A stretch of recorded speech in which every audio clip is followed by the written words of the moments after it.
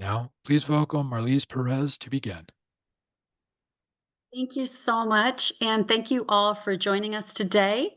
We are hosting our seventh public listening session for our Behavioral Health Transformation Project, and you are in for a real treat today. We're going to be talking about our population level behavioral health measures and the incredible work that is being done in this space.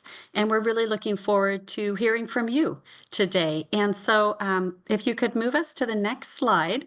As James has already mentioned, this is being recorded and this will be posted to our website a few weeks after. So if you want to pass that along to somebody, they're welcome to then listen. Maybe you're listening now to the recording. And then also, I do want to note that we have an ASL interpreter, Hope Simon, who will be joining us. So you may see Hope's picture on the screen, but she will be providing ASL services for us today. If you're having any sort of tech issues, you can, as Jay mentioned, just put a note in the Q&A and somebody will be responding to you shortly. And so if you haven't attended any of our listening sessions before, I just want to run through how this format works. And so Anna is going to be providing you with a lot of great information on the requirements that we have in the legislation, but also the work that we have done in this space. She's going to be also providing you with some of our draft measures that we're looking at for our phase 1. And then what we're going to do is we are going to pause and open it up for your feedback. And so when we get to that point, I'll remind you again how to provide feedback, but it'll be through your little Q&A button down below. And so you're more than welcome as she's presenting. If you have any feedback, you can even put some of that in there at that time or wait until we get to the prompt. And then I'll just be reading out some of that feedback, but also noting that we are capturing everything that you state today. And then we will be compiling it and then posting that on our website as well. So I will remind you of that piece also at the close of the listening session. Next slide. So as I already mentioned, this is how you're going to be putting in the Q&A, but maybe when you are back at your office or back in your home, you realize, gosh, I have some other feedback I want to provide. That is still available for you. If you could provide it by February 17th to our inbox here, that would be great. If you provide it after the 17th, that is great as well. It just may not make it into the summary document, but that doesn't mean that we won't be reviewing that.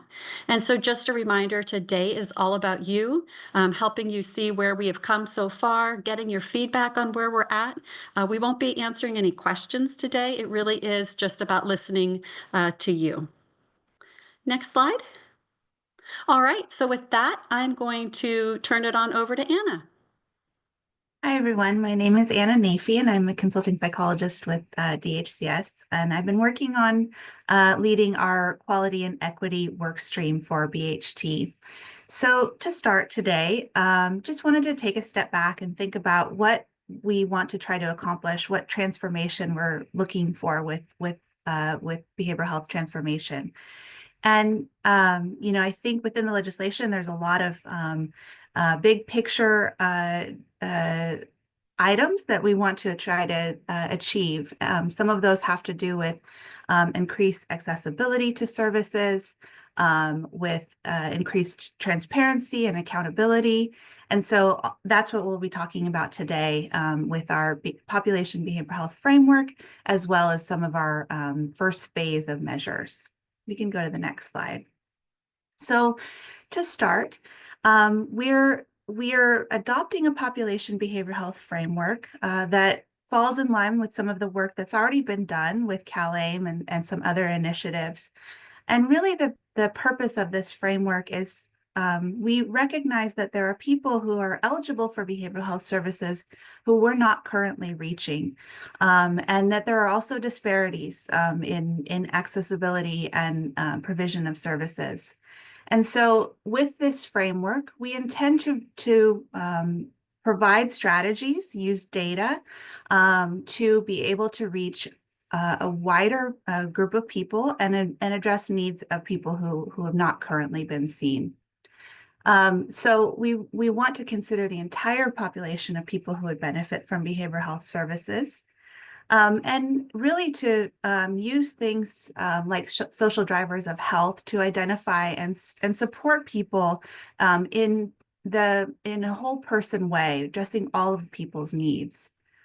We want to encourage coordination across delivery systems, understanding that the behavioral health system alone cannot impact all of the needs that people have, and that needs spread to a variety of other delivery systems. And so that increased coordination will be really important. And then we want to use data to identify populations to outreach to improve the quality of our behavioral health services and monitor effectiveness, and to support continuous improvement and identify disparities. Next slide, please. So in this population behavioral health framework, we have started with a vision. And that vision is to reach and serve all Californians when they need services in the appropriate way. And from that, we have a set of behavioral health goals. So we've set these goals as unified goals across the behavioral health system, so that we're all rowing in the same direction, working on the same things.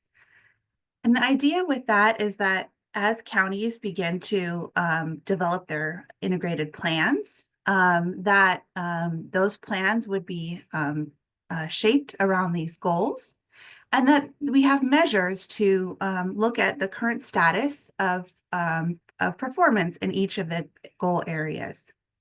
Counties can then develop targeted interventions, allocate their services and resources appropriately, and to address these goals, and then begin a continuous quality improvement feedback. Next slide, please.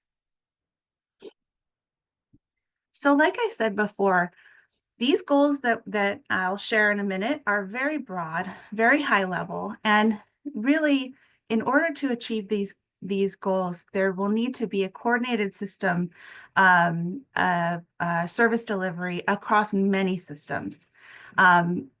Core to that is the work that is being done currently in specialty and non-specialty behavioral health services, and thinking about shared responsibility and ways to increase coordination across those service delivery systems. Also, we are thinking about ways to incorporate all the other service delivery systems that impact many people. So public health, schools, child welfare, legal system. And with that, coordinating on, focusing on the behavioral health goals so that we're all speaking the same language and working on the same things. Next slide, please. So I've mentioned our behavioral health goals. There are 14 of them that we've developed. And we've developed these from looking at literature, identifying needs across our communities, identifying priorities of multi-initiatives that are happening within the state. And you can see there are 14 areas for improvement. Some of those include things like care experience and access to care. But we've also included a goal around prevention and treatment of co-occurring physical health conditions, quality of life, social connection, and engagement in school and work, understanding how important those things are to a person's resiliency and well-being. And then we have goals for reduction. So these are the things that we want to see decrease across the state. Again, many of these things our behavioral health systems are already focused on and working on, but we wanted to solidify this and coalesce around a certain set of behavioral health goals. Wanted to note that health equity is meant to be incorporated across each of the behavioral health goals, and part of that strategy will be being able to stratify our data in each of the goal areas when we look at our measures. And these did go out for public comment a couple months ago already. Next slide, please. So within the behavioral health transformation and under the BHSA, the integrated plan is sort of crucial in identifying what services are going to be developed within our communities.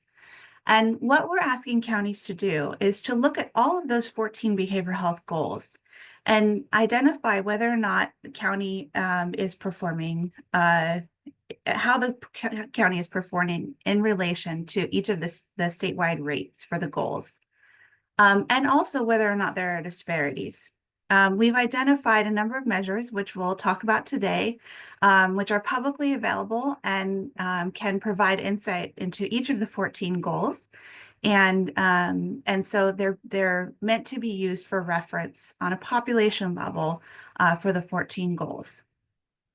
The next step is that we've identified a set of priority goals, and these are goals that we are asking counties to identify which of their funding categories they plan to fund to address the goals, and the programs, services, partnerships, and initiatives the county is planning to impact the goal. Next slide, please. So I mentioned that there are a set of 5 priority goals, and these are the 5 priority goals. We have access to care, which is a goal across many initiatives and important to provide services to people who are currently not accessing services, and increase care. And then we have a set of 4 goals for reduction, which are, again, aligned with other initiatives and priorities for the state. Next slide, please. So we wanted to share a little bit about the implementation timeline. And the purpose of this is just really sharing that our first sort of area of focus is to share the population behavioral health goals and include those goals in the integrated plan template that County Behavioral Health is creating. But that we would also encourage the population behavioral health goals to be addressed in the PHM strategy deliverable that managed care plans put together that would be in October of 2025. So there's a little bit of a parallel process there. And then the first integrated plan is due in June of 2026. And so those would include the population behavioral health goals and measures. And then the annual update is due the following year. Also wanted to mention that we are encouraging counties to develop their integrated plan with their community partner, their public health community partners, and that those goals will be reflected there as well. Next slide, please. Okay, so we started by looking at our goals and trying to identify measures for each of those goals. And we developed a phased approach to do that. And our first set of measures are publicly available measures for which accountability is not ascribed, and we're not holding entities accountable to the publicly available population level measures. And we'll do that in phase 2. So I wanted to say that before we move to the next slide, but we can go to the next slide and I'll share a little bit more of what I'm talking about. Okay, so we have 2 phases of measure development. Like I said, in phase 1, we're focusing on identifying population behavioral health measures that are really meant for planning purposes. They're meant to provide transparency about community well-being status and to align with each of the 14 goals.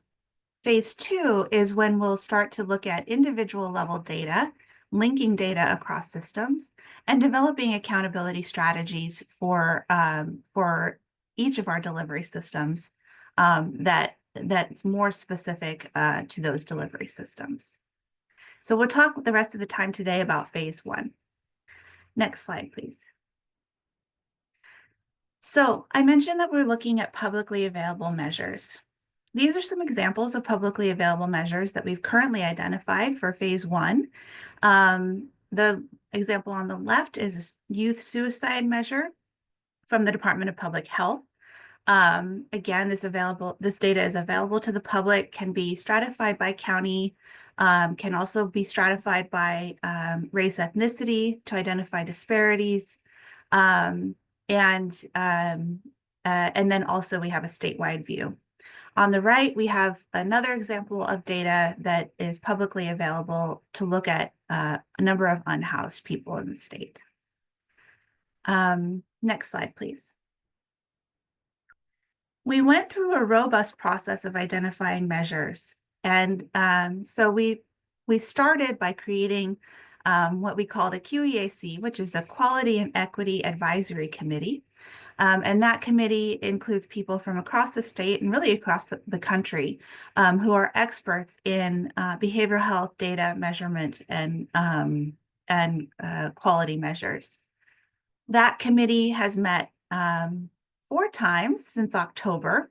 And under that committee, we have a technical subcommittee who has met 5 times as well to continue to look at our measures. We started with a huge measure inventory and whittled it down to candidate measures and then to shortlist measures and ended up with a list of top ranked measures that we'll talk about.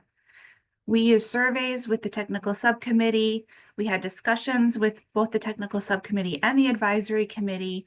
And we had a set of guiding principles that we used also to identify and select measures.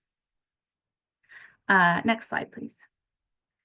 So like I mentioned, we have a number of different kinds of measures that we focused on for phase 1. We have our population behavioral health measures, which we tried to identify for as many measures as possible. We also have HEDIS measures that many of which the counties are currently and managed care plans are currently working on. We have claims-based measures that are currently being captured and can look at from our utilization dashboards that are publicly available. And then we looked at survey measures from a variety of different surveys. Next slide, please. Okay, so we identified top ranked measures, and those meaning the measures that were ranked the highest by our Quality and Equity Advisory Committee, and that we heard from public comment about. In these measures, we have both what we call primary measures and we have supplementary measures. And you'll see in a moment, for each of the measures, we identified a primary measure that's sort of the reference point measure for counties to look at and identify whether or not they're above or below a statewide rate. We wanted to have a single measure that would be clear and easy to reference to for each of our goals. And then we have a set of supplemental measures, which are measures that are meant to provide additional context, and we thought still really important to review and consider when looking at community well-being, but is not the primary measure to refer to. So we can go to the next slide. Okay, so here's a subset of the goals for reduction. And you can see in bold the measures that are primary measures, meaning these are the measures that we would refer to and compare against in our planning process.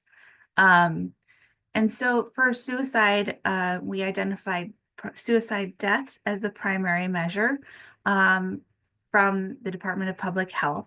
Also from the Department of Public Health, we have a secondary measure, which is non-fatal ED visits due to self-harm.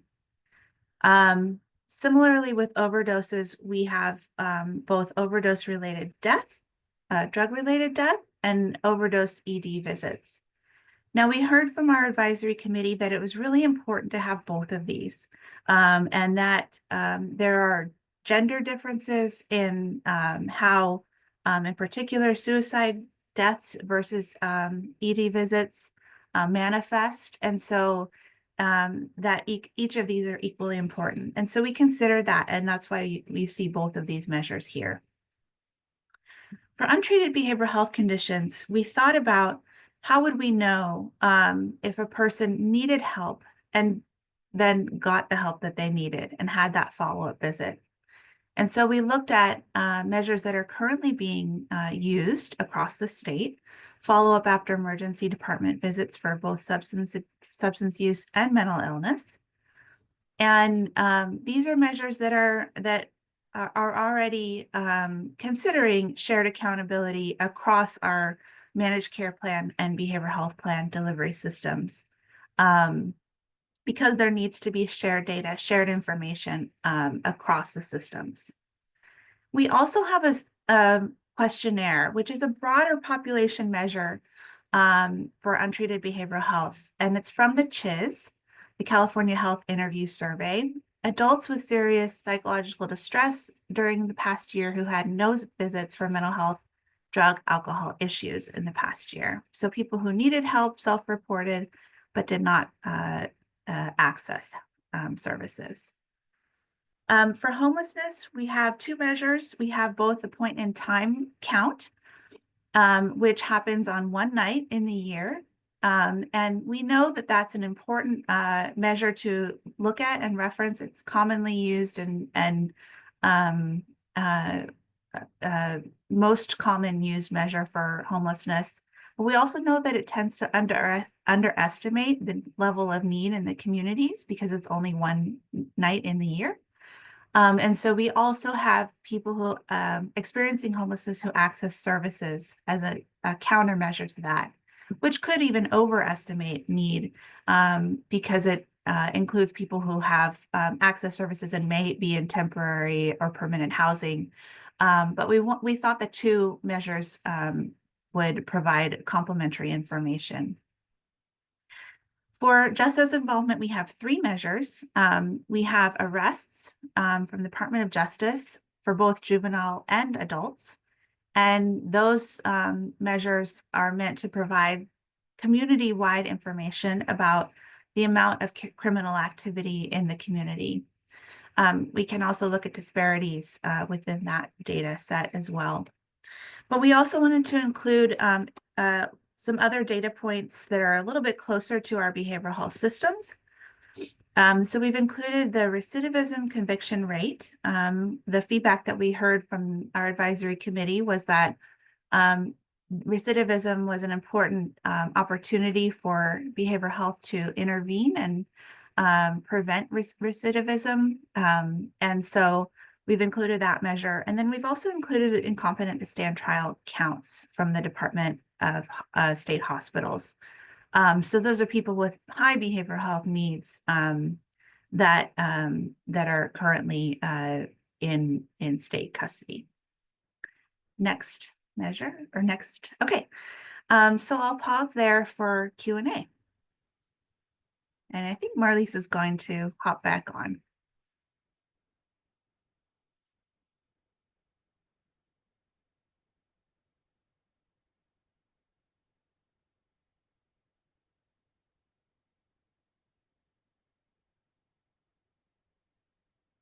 Marlise, are you there?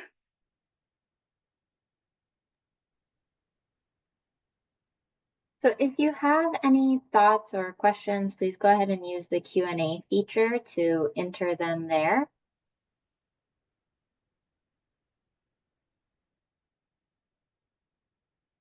Okay, I think we can go to the next group of measures, and then we can always come back if we have additional comments or questions. Okay. This is the next set of, the last set of goals for reduction. So starting with institutionalization, we heard a lot of feedback about the goal for reduction of institutionalization. And much of the feedback that we heard was about concern about and the tension that exists where we want people to get the services, the level of care that's needed in order to keep people safe. And at the same time, we are expanding capacity and building beds throughout our communities. And so we may see a slight increase in institutionalization or people in inpatient hospitals to begin with, but that ultimately we want to decrease the number of people who are in hospital settings or in in intensive treatment settings who no longer need to be there. And so we wanted to identify measures that were really going to help us capture that. And so the first measure here is inpatient administrative days. So that measure is people who are in hospital settings who no longer require that level of treatment, but who are waiting for a place to discharge to. That's our primary measure for institutionalization. We also have inpatient length of stay as well as crisis utilization. Now, just a note on crisis utilization, obviously that's something that we would want to see increase over time potentially. We think of institutionalization along a continuum in which crisis services, if there are sufficient crisis services and robust crisis services across our communities, that we have the potential to intervene early and address and potentially redirect in inpatient stays to some degree. And so we included that crisis utilization on this list because it's something that we thought was important to monitor. We obviously, as we continue to build out additional services, evidence-based practices under BH Connect, and early intervention prevention services under CYBHI, we anticipate continuing to see this continuum to expand, and so these measures are really measures for us to just watch and understand our data. Lastly, we have removal of children from home, and the measure that we included as the primary measure is children in foster care. And then we have two additional measures that we understand are important, both open child welfare cases of children who are receiving specialty mental health services, and then also child maltreatment substantiation. So we think that all three of these measures are important for understanding the landscape of children in the child welfare system. Okay, we can go to the next slide. And I think Emma's going to read out a question. What feedback do you have on phase 1 measures, goals for reduction? Again, please use the Q&A to type any questions or thoughts that you have into the chat there. Thanks, Emma, and I apologize. This is Marlise. My computer decided to have some technical difficulties, but as you're typing in your feedback, I'll just be reviewing some of the feedback just so the audience can get an idea of some of the feedback we're receiving. But once again, this isn't your only opportunity. We'll be talking at the end of the webinar where you can provide us other feedback opportunities. So some of the feedback we are receiving, and this actually, just to talk really quickly, we've been getting a lot of questions about if Anna's slide deck will be available. Yes, it will be. We'll be posting that to our website along with the recording of today and also a summary report that I'll be talking a little bit about. But I do just want to read some of the feedback that we have been receiving. Once again, this might be on either of the last two slides, but we're hearing that children maltreatment also does not directly correlate to behavioral health conditions.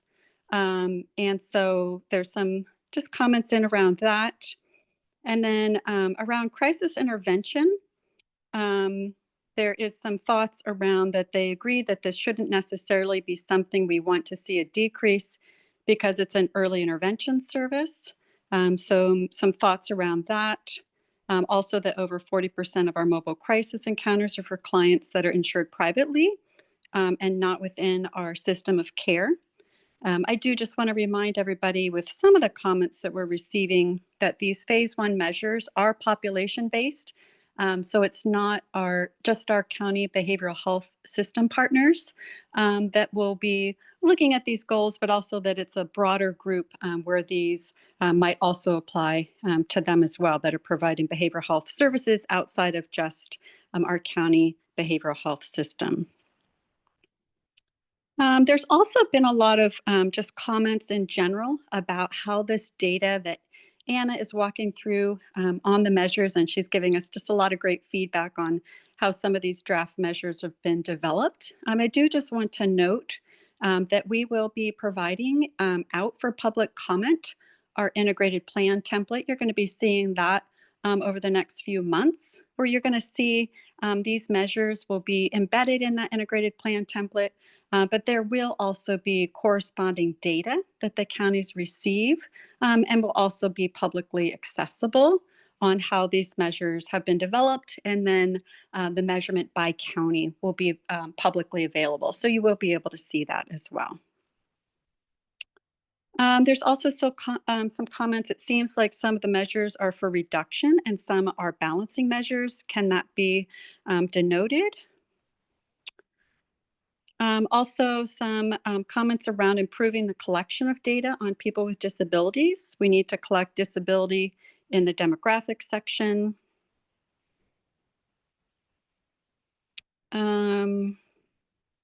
Also, just some thoughts around how the data will be collected. I do just want to reiterate what Anna spoke about earlier, that this is for phase 1 measures only that we're talking about today.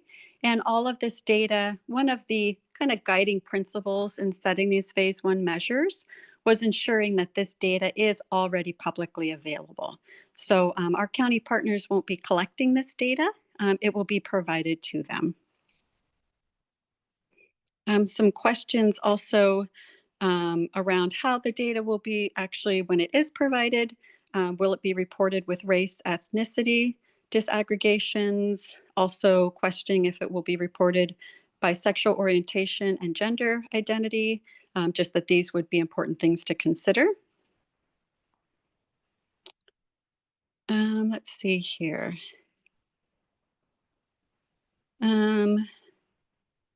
Just a lot of questions around what the measures will be used for. So just want to reiterate that these will be a part of the counties as they put together their 3-year integrated plan.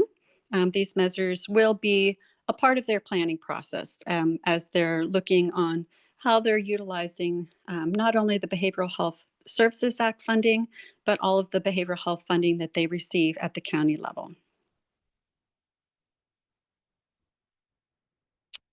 Let's see. There's some questions around and comments around how the measures will be validated, ensuring that they are validated and making sure that it's clear that they're actually measuring what is desired to be measured. Other comments on recommending that the data for all the reduction goals be stratified by race, ethnicity, language, and other equity indicators to identify and address disparities among populations most affected by these issues. Also a comment that this commenter appreciates the direction to work on institutionalization, hopefully getting people to the appropriate prevention services they receive, the treatment that they need. Also a lot of feedback around the correlation and connection with CCBHCs and their focus areas. Also some comments around encouraging that there's mechanisms between the counties and what they're expected to collaborate with the managed care plans to work together on these measures. A lot of encouragement and feedback around that. Also recommending clear benchmarks for progress to ensure counties are accountable for meeting the goals, and also emphasizing the importance of ongoing stakeholder and community feedback to refine measures as data emerges. And I do just want to make a quick plug here. These, as I mentioned, are just phase 1 measures. We will be setting those phase 2 measures that Anna talked about earlier that are going to be more around individual data. And we will be having a very robust stakeholder process as we move forward with that. And as those details emerge, we'll be sure to provide them to you so you know where you can connect in on that. And I'm just going to read a few more, and then I'm going to turn it back to Anna so she can run us through our next This commenter wants to, for DHCS to consider measures that assess the need for and impact of early intervention.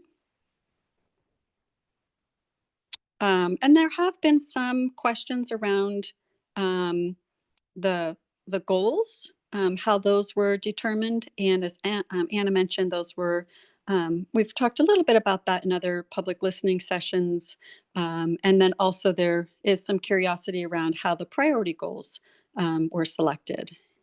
And with that, I'm going to turn it back to Anna so she can walk us through the next set of measures. Anna? Yeah, thanks so much, Marlise. Okay, so we're going to jump into the goals for improvement. We can go to the next slide here.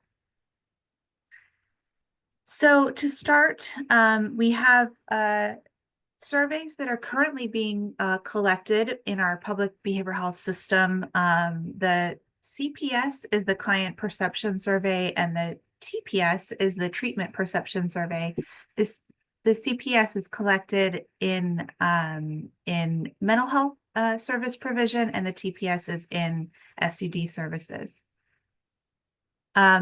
So in terms of care experience, we wanted to adopt measures that are already currently being collected and that we could report on from both of those systems.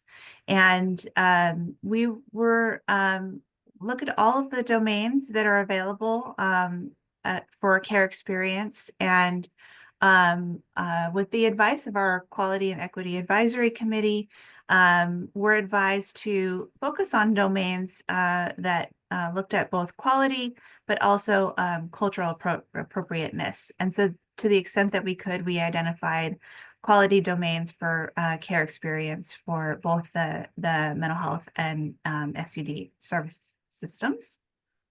In terms of access to care, we have non-specialty mental health services penetration rates and specialty mental health penetration rates for adults and children. These are publicly available measures that are posted on our websites, and they just focus on people who accessed at least one service for both of those systems. And we thought it was important to include both of those measures together to be able to understand to what extent people are accessing services in both our county behavioral health and our managed care plan service delivery systems. We also have initiation of substance use disorder treatment. So this is people who identified as a need, presented with a need for substance use disorder treatment, and initiated services after that need. And so those three measures are all primary measures because we have two measures for mental health and one for SUD for access to care. In terms of prevention of co-occurring physical health conditions, just wanted to mention we did get a lot of support for just this goal in general, and how heard a lot about how important this is for all of our service delivery systems to understand how many people in their communities are accessing primary care services, and how behavioral health and physical health conditions so often appear linked together and can even exacerbate one another. So we have as our primary measure adult access to preventive ambulatory services and child and adolescent well care visits. So these are really population-wide measures to help us understand how many people in our communities are accessing primary care. We also wanted to include a more behavioral health specific measure, even though this is a pretty narrow group of people. We wanted to include a co-occurring physical health and behavioral health measure so we have diabetes screening for people with schizophrenia or bipolar disorder who are using antipsychotic medications, and metabolic monitoring for children and adolescents on antipsychotics. So we have an adult and child measure for behavioral health. Next slide, please. Great. So this is your opportunity. And if we could make sure we have on the screen those measures that Anna just walked through. But if you want to put any feedback into the Q&A, I can read some of it out. And once again, I'm not able to read all of it, only because we're receiving a lot of great feedback, but we are noting all of it. So as you are putting in your feedback, there already are some folks that have commented. So I'll read some of those out. There is some feedback that as DHCS puts out the definition, if DHCS could include about the measures, descriptions of any limitations on comparisons across counties. Another commenter supports the transparency of data related to consumer satisfaction, institutionalization, and some of the other measures. Also around the access to care and provision of integrated care, just really encouraging for those that are serving the under and underserved populations to require a multi-level approach and reimbursement for those services. Some questions around why there isn't a measure for treatment of co-occurring mental health and substance use disorder conditions. So some of that was a little bit left over from last time, but want to make sure we grab that in. Also some just questions around the CPS, the Consumer Perception Survey collection, ensuring that it's robust enough to reach these underserved groups. Let's see here. There's some comments around that the majority of children and youth are reported to have only one mental health visit. So suggesting it would be better to add 2 components, 1 visit and, for example, 3 visits. So having it kind of broken up. Some questions around what about measuring the measurement of ACEs and identification of trauma-related issues. Let's see here. And then also just some questions around that almost all of the SMI is related to some form of trauma, just pointing that out when looking at the various measures.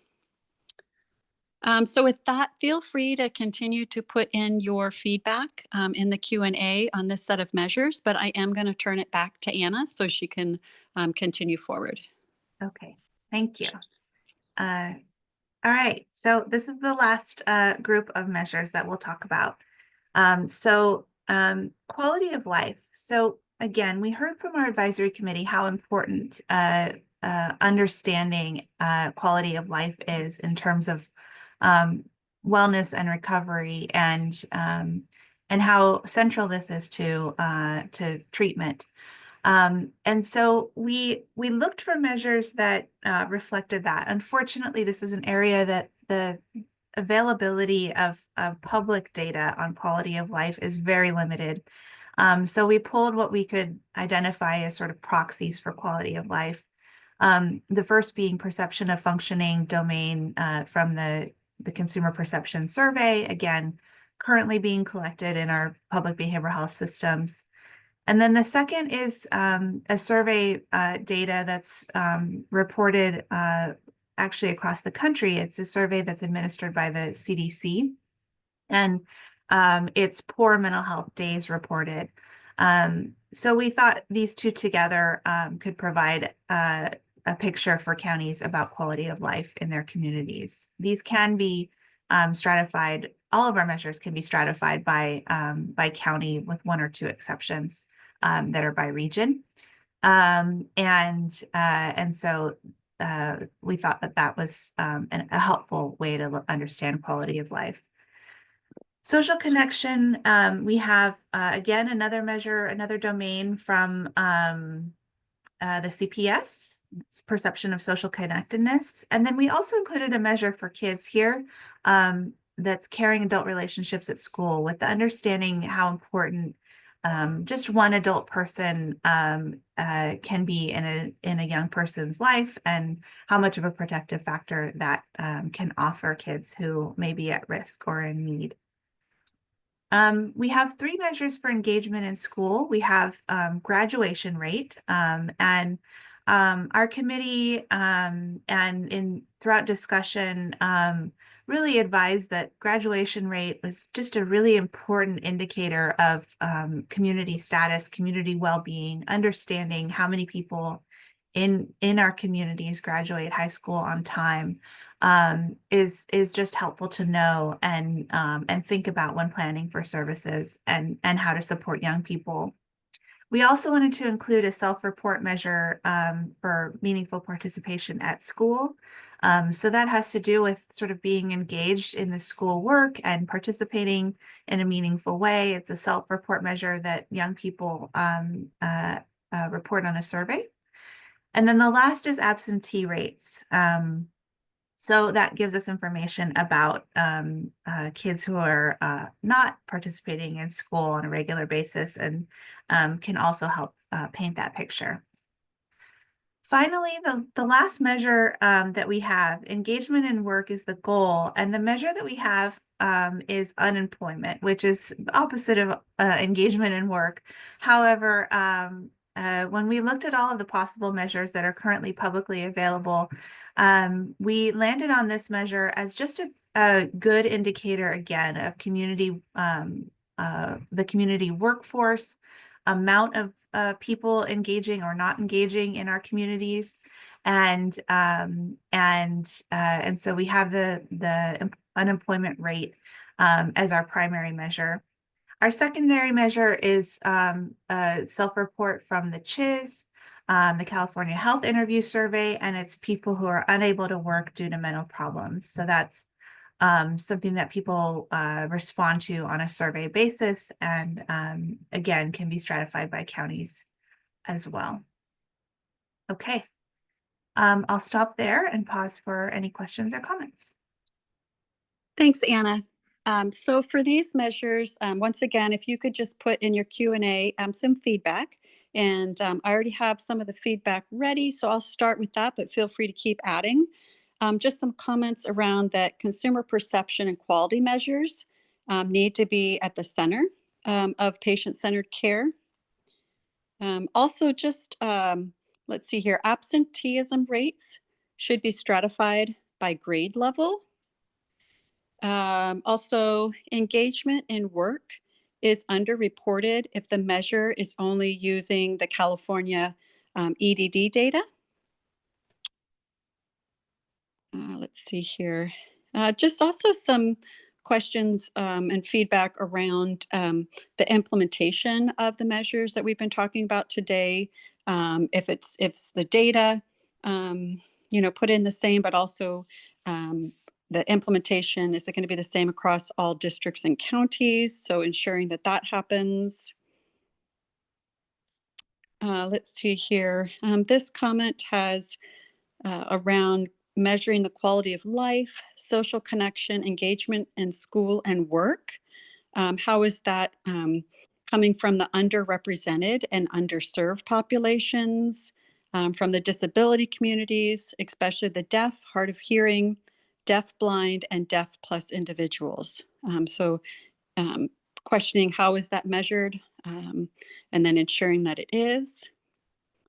Around the engagement and work measure, this commenter thinks that the secondary measure from CHIS is more closely tied to behavioral health conditions as to the overall employment rate, which is tied to so many other factors.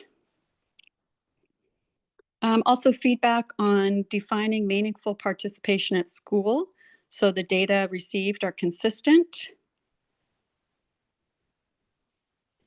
This commenter is stating it would be helpful to receive a public-facing dashboard with these measures by county that is updated annually and can be shared with stakeholders and county departments.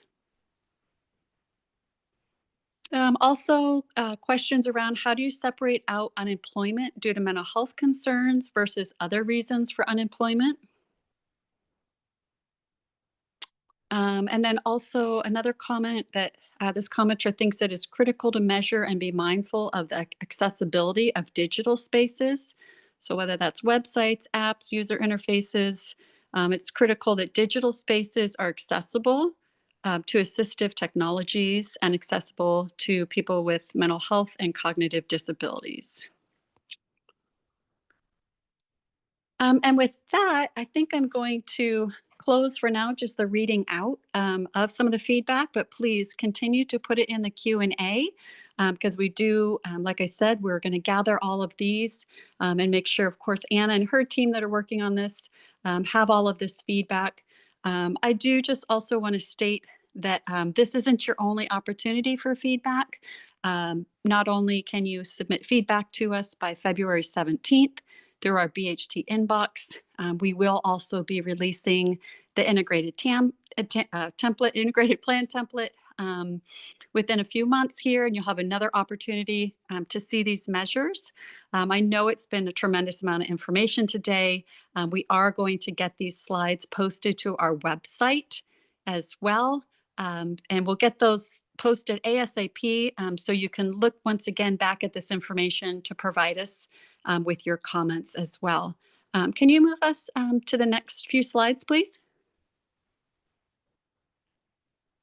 All right, so just want to make sure, since we have your attention today, we have information on our DHCS website around behavioral health transformation. You'll see here on the left is the website link, and also we have a monthly newsletter. That is where we have information posted about these listening sessions. That'll be where the slide deck is first posted, and we'll get that up in the next few days. But then in the next few weeks, we'll have this recording as well as that summary document that I spoke about. And also here is our BHT info at dhcs.ca.gov, where you can submit comments or if you have any sort of questions. Next slide. All right, well, with that, that concludes our listening session for today.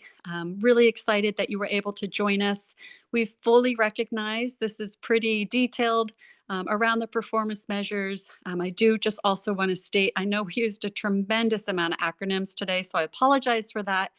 We will, as this continues to roll out and these measures get set, we'll be providing some training and technical assistance so you can understand these better. So more to come in that space, but I do want to thank you for your time today, and we look forward to continued feedback. So thank you all and have a great rest of your day. Thanks, everyone. Take care.